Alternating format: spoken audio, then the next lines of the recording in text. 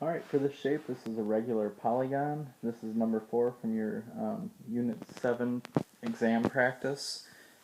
So our formula is already written on the board, and it's A equals 1/2 A times S times N. The issue you should be seeing here is we know the side length, and that would be the 4. We know the number of sides. There would be 1, 2, 3, 4, 5, 6 sides, but we do not know what A is. We don't know what A is. A is the apothem. So A is the apothem right there. We have to find out A. What I'm going to draw on here is the central angle. To find that central angle, and by central angle I mean this angle right here, what we need to do is we need to do 360 divided by 6, and that's going to give us 60 degrees. So we know that this central angle here is 60 degrees. So we also know that these two sides are always equal. And if these two sides are always equal, that means there's 120 degrees left in this triangle. And the way I got that is 180 minus 60 equals 120.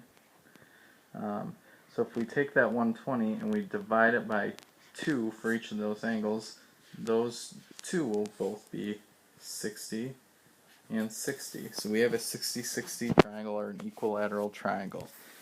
Now we will get to why this is important.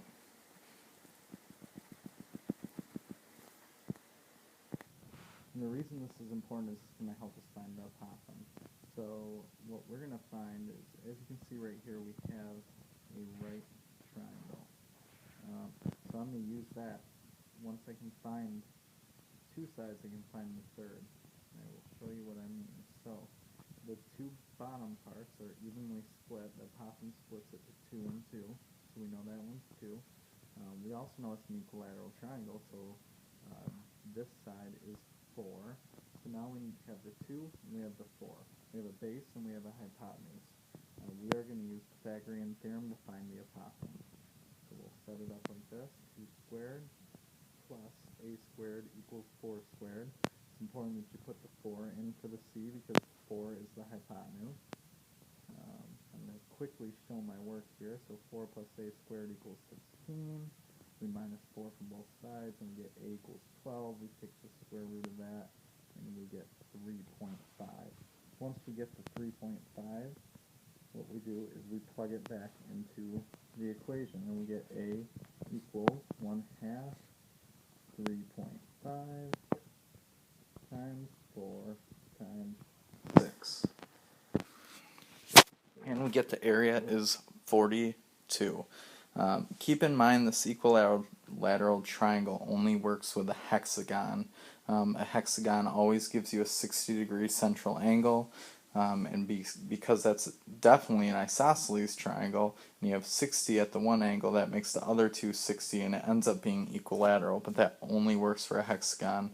I will say on the test, because I'm a nice guy, I'll tell you that most likely I'm going to give you the apothem, so that is a big help.